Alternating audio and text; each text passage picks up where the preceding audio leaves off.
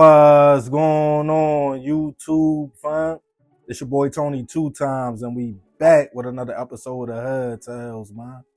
Before I start, be sure to tap that like button. It's free. It helps get the video out there. Definitely watch this video to the end so you can hear the full story and all the details in the case. For my day one fam, y'all already know it's all love. Thanks for tuning back into another episode. If you're new to the channel and you're feeling the content, feel free to subscribe. Definitely hit that notification bell so you can be notified every time we drop a new video. Oh yeah, feel free to share the channel with your peoples. Everybody is welcome. With that being said, let's get right into the story. For most individuals, we wake up every day, give ourselves pep talks, positive affirmations, and think to ourselves, I'm gonna be a better person than I was yesterday, which is a commendable thing. But the fact of the matter is, we are all human, and nobody walking this earth is perfect. No matter how many great things you feel like you do to help people, how positive you are, I'm sure somewhere in the mix, if we go around talking to everybody we ever encountered, somebody will feel different. Whether you rubbed them the wrong way or they just wasn't feeling your energy. But one cheat code to life is identifying your problems and flaws, because we all have them. Learn yourself and try to understand what's for you and what's not. For example, if you don't like kids, you definitely shouldn't sign up to be a teacher. Or if you are biased to certain crimes or a certain group of people, you shouldn't be a judge. Because even though nobody is perfect, it's certain people and professions, even though they shouldn't be, they are held to a higher standard than others, like police officers who take an oath to serve and protect the community. But behind a uniform and badge, they have problems and are trying to cope with life just like everybody else. The difference is, though, they have a certain responsibility that they sign up for, so they have to conduct themselves in a certain manner. But what happens when the people we hold to a higher standard have to deal with their problems and issues? And on this episode of Hood Tales, we'll be taking it outside of Atlanta to Union City, Georgia, to discuss the case of an Atlanta police officer's night out partying that took a fatal turn in a Lyft ride home. Back in 2024, 34-year-old Kobe Minor was navigating life in Atlanta. But Kobe just wasn't a regular citizen. After serving his country in the military for years, back in 2018, he was hired as an Atlanta police officer. Kobe took pride in his career and patrolling the community. He was liked by everybody on the force and seemed to be a good police. But after years went by, Kobe started struggling with his own mental health and was diagnosed with PTSD from his time serving in the military and everything he had saw as a policeman. He was prescribed medication and life went on. But in December 2023, while off duty, he was arrested in Milton, Georgia for being in possession of narcotics, in which police out there felt he was either using or trying to sell. As word got back to his brothers in blue in Atlanta, Kobe was put on unpaid administrative leave until further notice, or at least until the case got resolved, and he had to turn in his badge and gun. But he was still on the force. But that made Kobe spiral even more and become depressed. He started taking more medication, drinking, and according to him, smoking. Another man who was also navigating life in Atlanta was 35-year-old Reginald Folks, described by family as a loving, caring, respectable man with honor. Reginald was on his way to doing big things in life. He was training to become a professional wrestler, had events in which the kids loved him and looked at him as a role model. His wrestling name was Reggie Rage, and he was working his way up the ranks and getting noticed. In his downtime to make extra money, he also drove for Lyft.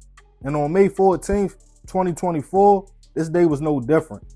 He was out driving, and as it got later into the night into the next morning, on the 15th, he received a ride request in Union City, Georgia. When he pulled up, his passenger was Kobe, who had been out at another officer's house drinking and partying. Clearly under the influence, Kobe got in, and Reginald started driving to the location. But minutes into the ride, multiple shots went off. Local police was called to the scene to find Kobe in a paranoid-like state and Reginald suffering from multiple gunshot wounds to the head. and unfortunately, he would pass away at the scene. After getting Kobe's information and realizing he was a fellow police officer, they asked what happened, and his response was bizarre. He stated he was out drinking at another police officer's house, and when he requested his Lyft and got in with Reginald, the man started talking on the phone, and what he claimed was another language. He stated he started to feel uneasy and felt Reginald wasn't going in the right direction.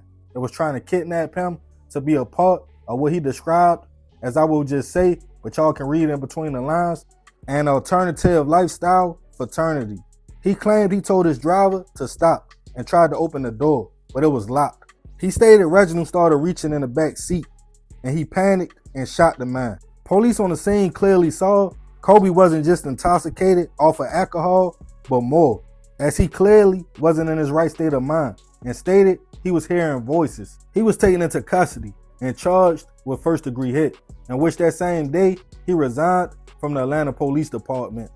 Reginald's family and friends were devastated as they received the horrible news. His wrestling coach and others spoke out on the impact he had in the community and how excited he was that his hard work was finally paying off. Before the case started going to court, it was determined Kobe had been drinking, taking pills, and smoking, leading to psychosis, and him being in a paranoid state and thinking Reginald was saying things he really wasn't. He was hearing voices. He eventually took responsibility. As Reginald's family listened to his apology, stating his actions caused him to take a man's life for nothing, they couldn't forgive him. His family spoke out on their pain and how frustrated they were that he literally shot their loved one for nothing. Kobe had support from fellow police officers who filled the courtroom as he pled guilty to the lesser charges of voluntary manslaughter, aggravated assault, and being in possession of a firearm and commission of a felony, in which he was given a 25-year sentence, on top of another 4 years on his drug possession and DUI case he caught months prior. In total, 29 years in prison. Rest in peace to Reginald. I send my prayers and condolences to his family. It's terrible. He literally lost his life for nothing because of what another person was going through. As far as Kobe goes, I understand. We all have problems. Some people's problems are just bigger than others. But like he said in court, his actions, taking medication, drinking, smoking, no, he couldn't handle all that, led to a decision to take another man's life. It's crazy how a person can go from being held to the utmost standards and serving his community to serving decades in prison. But I want to leave us open for discussion. Y'all let me know what y'all think about the situation. Leave it in the comments.